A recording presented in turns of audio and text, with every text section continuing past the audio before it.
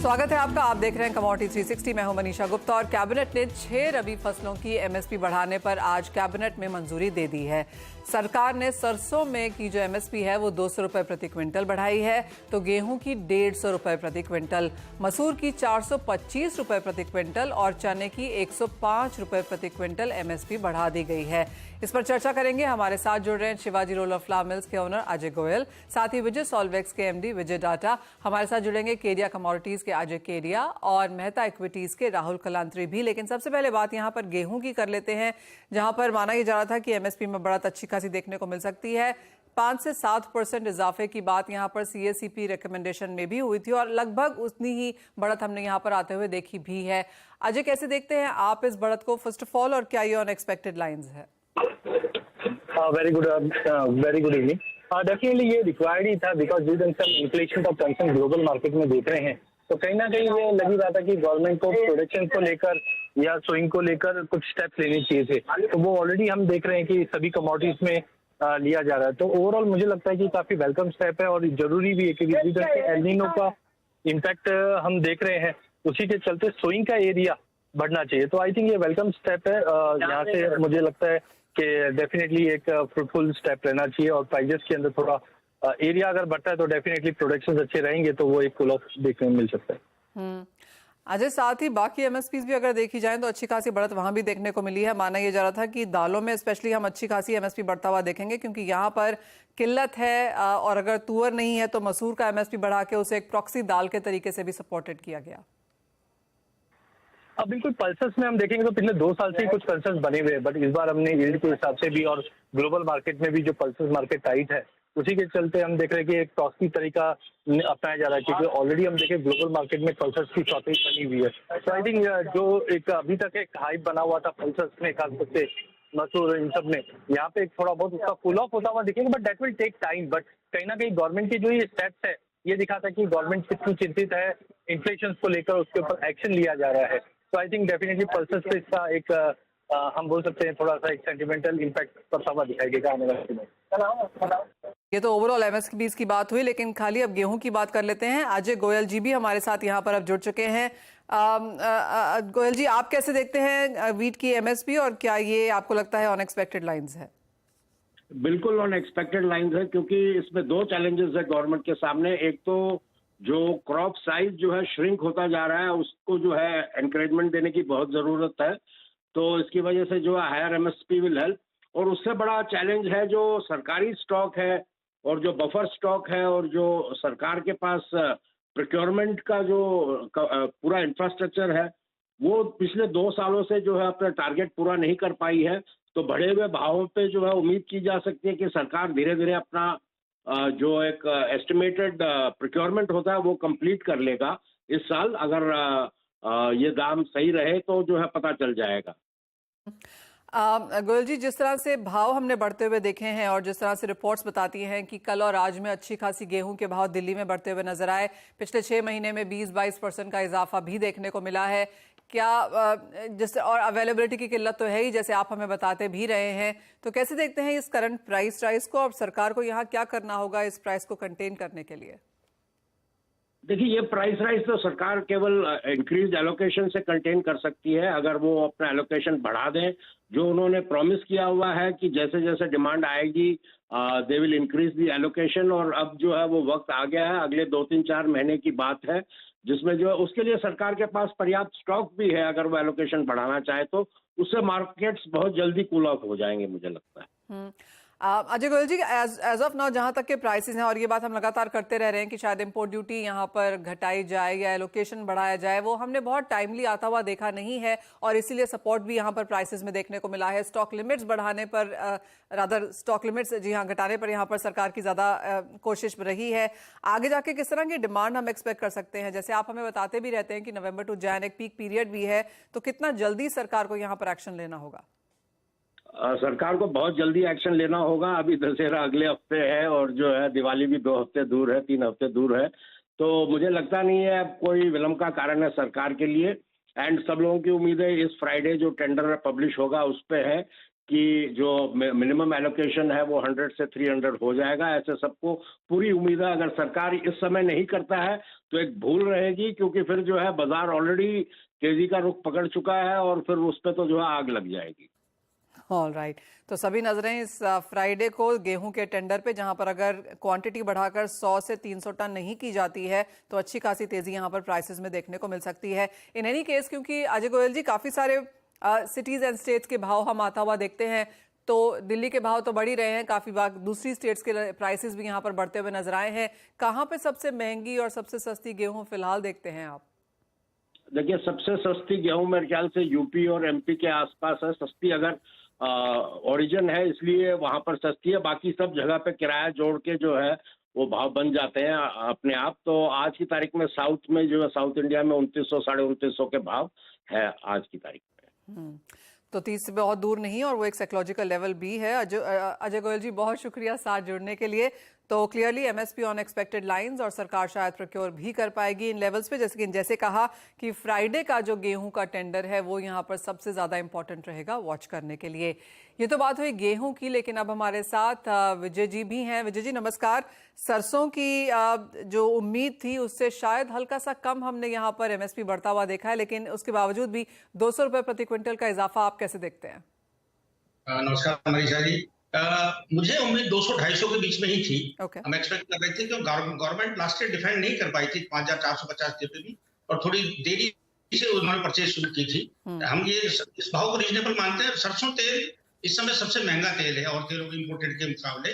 Palm oil से तो करीब 20-25 रुपए किलो महंगा है, और सनफ्लावर और सोया से भी महंगा है, और डोमेस्टिक ऑयल से भी महंगा है। तो इसको ज्यादा तेजी अच्छी नहीं है गवर्नमेंट के लिए लिहाज से। जो गवर्नमेंट का महंगाई का स्तर जो चाहती है उस हिसाब से 200 रुपए रीजनेबल लगता है। विजय जी, काफी हमने यहाँ पर किसानों से, ट्रेड एक्सपर्ट से बात की है, और माना यह जा रहा है कि इस बार कुछ मूव हम यहाँ पर बुआई के हिसाब से आता हुआ देख सकते हैं। महाराष्ट्र की अगर बात की जाए तो माना जा रहा है कि शायद चना और गेहूं इतना ज्यादा फेवर में नहीं रहेंगे। मिलेट्स या जो फसलों को ज्यादा पानी नहीं लगता, जिनको 4-5 इरिगेशन के राउंड्स नहीं लगते, उन फसलों पर यहाँ पर तवज्जो रहेगी। क्या बहुत बड़ी मूवमेंट आप खाने के तेलों के लिहाज से भी देखते हैं बाकी स्टेट्स में?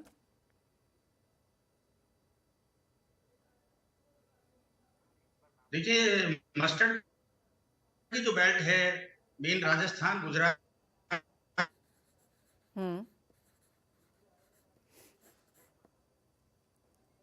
जी हाँ, सरसों ऑफ कोर्स जैसे आपने कहा राजस्थान गुजरात में यहाँ पर ज्यादा पाई जाती है, और वहां पर किस तरह के रुझान है जानना इंपॉर्टेंट होगा, क्योंकि काफी सारी स्टेट्स की तरफ से अब ये इंडिकेशंस आने लगे हैं कि कुछ फसलों के बीच में यहाँ पर कितना बुआई का एरिया कहाँ पर जाता है उस पर एक नजर होगी।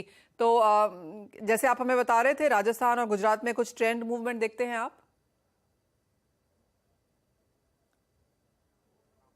विजय जी, आप ट्रेंड मूवमेंट देखते हैं गुजरात राजस्थान में सरसों को लेकर?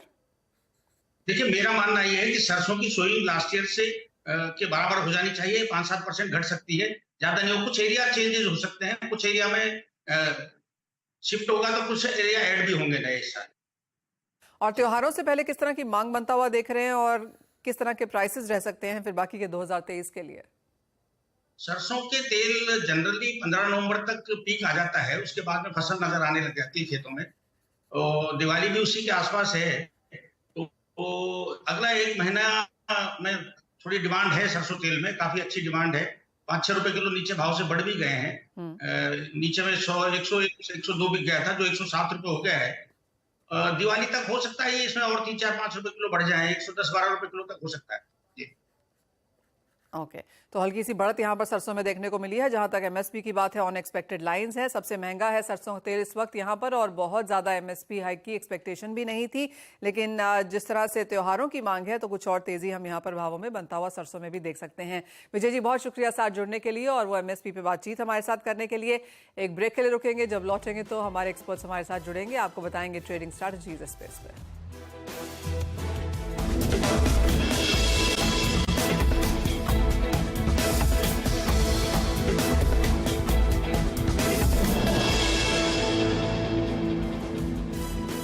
स्वागत है आपका, और आज काफी महत्वपूर्ण दिन रहा कमोडिटीज के लिहाज से, और continues to be like that. एक तरफ तो एग्री कमोडिटीज में उठापटक अच्छी खासी है, हम बाजारों में यहाँ पर एमएसपी पे रिएक्शंस तो आता हुआ देख ही रहे हैं और साथ ही साथ जिस तरह के दो नोटिफिकेशंस आज आ जाए, एक चीनी को लेकर जहाँ पर एक्सपोर्ट प्रोहिबिशन 31 अक्टूबर के आगे भी जारी रहेगा और दूसरा चावल को लेकर जहाँ पे हमने देखा कि सरकार गवर्नमेंट टू गवर्नमेंट एक्सपोर्ट यहाँ पर कुछ कंट्रीज को यहाँ करने वाली है। क्लियरली अजय, जिस तरह का मूव्स आज कमोडिटी मार्केट्स में देखने को मिले हैं, आपकी टॉप पिक्स यहाँ पर अब एग्रो में कहाँ होगी?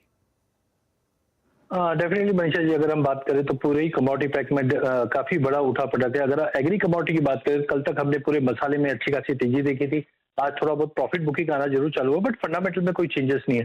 तो बेटर बाय ऑन ड्रॉप की स्ट्रेटेजी बना के यूज करें। सबसे पहले अगर हल्दी की बात करते तो हल्दी में मुझे लगता है कि 14,000 का लेवल अच्छा रहेगा लेने के लिए। 13,850 के स्टॉप लॉस से 14,400 तक के लेवल हल्दी में मिलेंगे। वहीं जीरे में हमने एक अच्छी खासी गिरावट देखी बड़ी रैली के बाद। 56,200 तक का एक सपोर्ट बन रहा है, वहां पे बाइंग करके चलना चाहिए। 55,700 के स्टॉप लॉस है और 57,500 तक के टारगेट मिलेंगे। धनिये में थोड़ा वेट करना चाहिए, लेकिन गवार में अगर हम देखें काफी सुस्त कारोबार है, बट की लेवल्स के ऊपर है, जिसके चलते 5780 पे लेके चलिए। 5700 के स्टॉप लॉस से 5950 का टारगेट रहेगा। एंड अंत में गवार गम की अगर बात करें तो 11,800 पे लेना चाहिए। 12,000 तक का टारगेट देखने मिल जाएगा। ऑलराइट, तो धनिया, हल्दी, गुआर सीड और गुआर गम में खरीदारी की एक्सपेक्टेशन वहां पर। हल्दी आपकी स्क्रीन पे फिर से लेके आना चाहेंगे क्योंकि बहुत जोरदार तेजी वहां पे सडनली देखने को मिली है और ऑलमोस्ट अपर सर्किट पे होता हुआ कारोबार। 14,400 का टारगेट आपने यहां पर दिया है अजय, लेकिन जिस तरह की चाल यहां पर है, क्या ये आपको लगता है सस्टेन करेगा, होल्ड करेगा 14,000 के ऊपर? डेफिनेटली अगर हम मनीषा जी अगर हम बात करें तो जो सोइंग को लेकर जो कंसर्न था वो अब धीरे धीरे खराब होते जा रहा है। हमने देखा कि जो यील्ड है, यील्ड में भी ड्रॉप है, तो वॉलिटिलिटी नो डाउट ज्यादा है, लेकिन मुझे लगता है कि 14,000 का लेवल इजीली होल्ड कर सकता है। पिछले हफ्ते में भी हमने जब 13,500 का लेवल देखा तो लोअर लेवल पे बाइंग बहुत स्ट्रांग है। तो I think 14,000 is good to buy again. ऊपर में 14,500 14,800 तक के लेवल वापस देखने मिल जाएंगे। ऑलराइट, ये तो बात हुई एग्री कमोडिटीज की और नॉन एग्री में भी उठापटक अच्छी खासी है। सबसे पहले आपके टॉप पिक्स ही जानना चाहेंगे यहाँ पर Rahul. Thank you Manisha. Top picks में हम देखें तो हमें लगता है कि क्रूड ऑयल टॉपिक रहेगा, जहाँ पे हमें लगता है कि यहाँ से और बढ़त बनती हुई दिख रही है। राइट नाउ वी आर 73.35 74.10 के वहां पे मूव करते हुए दिख रहा है। हमें लग रहा है 75.10 से लेके तो 75.50 तक के टारगेट आज या कल के सेशन में देखने को मिल सकते हैं। वहीं पे हम यदि इंटरनेशनल की बात करें तो इंटरनेशनल में WTI क्रूड $88.50 के वहां पे चल रहा है। हमें लगता है कि $91 तक के लेवल WTI क्रूड में। वहीं पे ब्रेंट की बात करें तो $92 अभी राइट नाउ चल रहा है। 95 तक के लेवल देखने को मिल सकते हैं, बट वहां से फिर से हो सकता है एक सेलिंग प्रेशर बने। बट ओवरऑल सारी नजर जो रहेंगे वो अभी इजराइल और हमास के ऊपर रहेंगे। जियो बाइडन वहां पे है, तो किस तरीके से वो कूल डाउन होता है या और इंटेंसिफाई होता है, ये देखने वाली चीज रहेगी।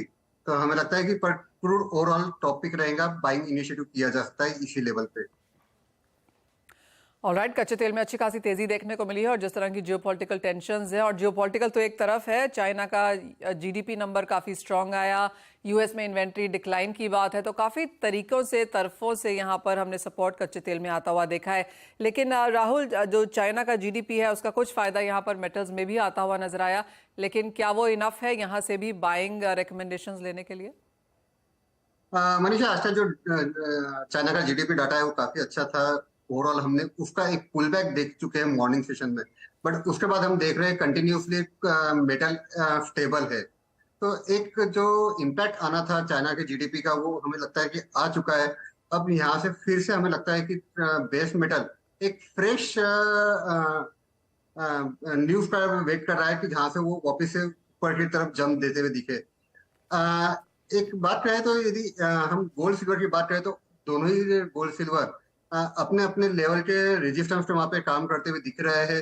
गोल्ड जहां पे हमने देखा $1940 के वहां पे मूव कर रहा है, हम मल्टीपल टाइम देखे $1950 से नीचे आते हुए दिख रहा है। वहीं पे सिल्वर के अंदर भी 2350 के वहां पे मूव करते हुए दिख रहा है। अगर आज ये गोल्ड सिल्वर में थोड़ा सा प्रेशर बनता है तो हम देखेंगे फिर से जो आज बढ़त बेस मेटल ने बनाई है वो गवाते हुए दिखेंगे। तो बेस मेटल में ओवरऑल अभी के लिए वेट एंड वॉच की सिचुएशन है। हमें लगता है कॉपर 698 के लेवल आते हैं तो डेफिनेटली बाय करना चाहिए विद स्टॉप लॉस ऑफ 694। ऊपर में टारगेट 705 to 707 तक के देखने को मिल सकते हैं।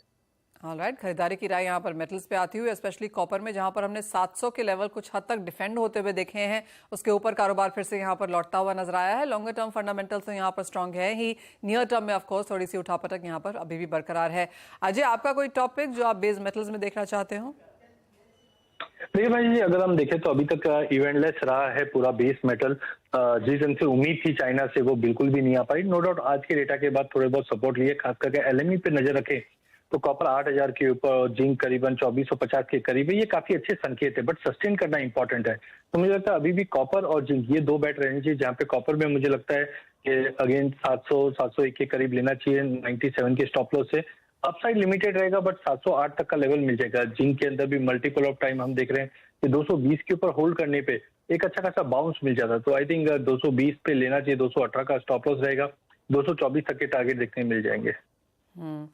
बात अब यहाँ पर चांदी की, जैसे आपने कहा कि मुनाफा वसूली राहुल यहाँ पर देखने को मिल सकती है जिस तरह से मेटल्स में कारोबार है। सोने पर अगर यहाँ पर बात करें तो यहाँ पर भी उठापटक जारी है। पिछले हफ्ते की 5% की बढ़त के बाद इस हफ्ते भी ऑन द पॉजिटिव साइड अब यहाँ पर कारोबार है वीक ऑन वीक बेसिस के हिसाब से। लेकिन 60,000 के स्तर कब तक आपको लगता है कि आ जाएंगे? 60,000 का लेवल हो सकता है आज ही हमें शाम में देखने को मिल जाए, बट 60,000 के ऊपर लेवल यदि सस्टेन करता है तो वो एक बड़ी बात रहेगी। हमें लगता है कि 60,100 तक के लेवल देखने को मिल सकते हैं, बट 60,220 ये एक इंपॉर्टेंट लेवल रहेगा, जहां पे उसके ऊपर यदि गोल्ड सस्टेन करता है तो फ्रेश हम बाइंग या फ्रेश रैली देखने को मिल सकती है। अदरवाइज हमें लगता है कि 60,100 के लेवल दिखाने के बाद एक बार प्रॉफिट बुकिंग आ सकती है। वहीं पे हम जैसे कह रहे थे कि इंटरनेशनल मार्केट की भी बात करें तो 1940 के लेवल मूव करते हुए दिख रहे हैं। मल्टीपल टाइम हमने देखा है 1950, 1955 के वहां से एक सेलिंग प्रेशर बनते हुए दिखता है, जो कि हमें 1910 तक के लेवल देखने को मिल सकते हैं। तो इस लेवल के अंदर फ्रेश एंट्री की सलाह नहीं रहेगी। हाँ, 1955 के ऊपर यदि सस्टेन करता है इंटरनेशनल में तो डेफिनेटली हमें फ्रेश एंट्री लेना चाहिए गोल्ड के लिए। बट आज पूरी निगाहें जो रहेंगी वो जियो बाइडेन के ऊपर रहेंगी कि किस तरीके से वहां के डेवलपमेंट होते हैं इजराइल हमास के बीच में, और यदि कुछ नया अपडेशन या नया कूल डाउन नहीं होता है तो डेफिनेटली गोल्ड और सिल्वर एक नए रैली के लिए तैयार रहेंगे। वेल एब्सोल्युटली, एक सेफ हेवन खरीदारी हमने यहाँ पर कच्चे तेल में एज अ जियोपॉलिटिकल प्रीमियम आता हुआ देखा है। सोने में अच्छी खासी बढ़त रही है, चांदी का भी काफी हद तक वही हाल है। एक safe haven buying across in 3 commodities में हमने बाजार में बनते हुए देखी है। एंड ऑफ कोर्स चाइना का जो जीडीपी नंबर्स था वो ऑन द पॉजिटिव साइड भी था।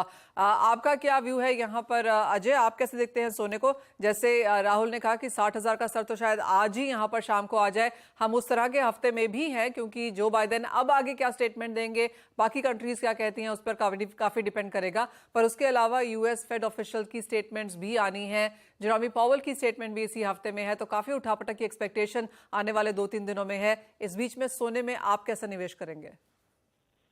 देखिए, डेफिनेटली जो वॉर प्रीमियम हम बोलते हैं वो ऑलरेडी एक हफ्ते में देखा गया है, तो टेक्निकली तो कहीं ना कहीं करेक्शन जरूर बनता है। बट आप ये देखिए कि पिछले साल भी हमने जब रशिया यूक्रेन का वॉर देखा था, उसके बाद ये कंटिन्यू एस्केलेट होता गया है। तो सिमिलरली अभी अटकले आज का जो विजिट है वो कहीं ना कहीं रशिया यूक्रेन वॉर पे भी इम्पैक्ट देगा, बिकॉज अब तक हम देख रहे हैं कि यूक्रेन को जो सपोर्ट कर रहा था वो यूएस कर रहा था, बट कहीं ना कहीं यूएस का डाइवर्शन अगर यहाँ पे इजराइल की तरफ बढ़ता है, गाजा की तरफ बढ़ता है, तो वहां पे भी कुछ कंसर्न बढ़ सकता है। तो कुल मिलाकर मुझे लगता है कि as of now what we can say कि बाय ऑन ड्रॉप की स्ट्रेटेजी बना के चलना चाहिए। 60 का तो इमीडिएट है, बट जो मैं पहले भी लेवल्स बता रहा था कि 62-64 के लेवल भी हम दिवाली तक या फिर लेट्स से ईयर एंड तक देख पाए, क्योंकि डॉवी स्टेटमेंट कहीं ना कहीं हमने फेड के मेंबर से भी आना चालू हो चुके हैं, जो पहले नवंबर में हाइक देख रहे थे अब दिसंबर की तरफ मूव कर रहे हैं। तो कुल मिलाकर थोड़ा एक करेक्शन जरूर ड्यू है, बट कहीं पे भी शॉर्ट नहीं करना है। करंट लेवल से भी मुझे लगता है कि अगर 59,700 750 पे भी अगर थोड़ा भी मिले लेके चलिए, अनलेस अनटिल 59,200 का लेवल ब्रीच नहीं करता है, 60,000 60,400 तक के लेवल मिल जाएंगे। आई कैन अंडरस्टैंड कि वॉलिटिलिटी बहुत ज्यादा है, तो ऑप्शन के जरिए आप ट्रेड कीजिए, वो ज्यादा अपॉर्चुनिटी दिखाई दे रहा है, जहां पे हम 60,000 के कॉल लेके चल सकते हैं। वहीं अगर चांदी की बात करें तो गोल्ड सिल्वर रेशियो में शार्प फॉल देखा गया है। करंटली भी आप देखेंगे तो 83.75 के करीब 0.25% की गिरावट के साथ ये रेशियो ट्रेड कर रही है। तो कहीं ना कहीं जब भी ये रेशियो ड्रॉप होता है तो चांदी में आउट स्विंग ज्यादा आता है। तो मुझे लगता है as compared to gold silver मुझे आउट परफॉर्मिंग ज्यादा लग रहा है, जो इमीडिएट टारगेट 73,500 तक का लेवल देख सकते हैं। वेल एब्सोल्युटली, अगर गोल्ड एंड सिल्वर रेशियो के साथ यहाँ पर बात की जाए तो चांदी में बेहतर मुनाफा कमाया जा सकता है अगर आप ट्रेड यहाँ पर कर रहे हो। बहुत शुक्रिया राहुल एंड अजय, आप दोनों का ही साथ जोड़ने के लिए और उन तमाम कमोडिटीज़ पर अपनी स्ट्रैटेजीज हमारे व्यूअर्स के साथ शेयर भी करने के लिए। एक ब्रेक के लिए रुकते हैं, जब लौटेंगे तो लेकर आएंगे आवाज़।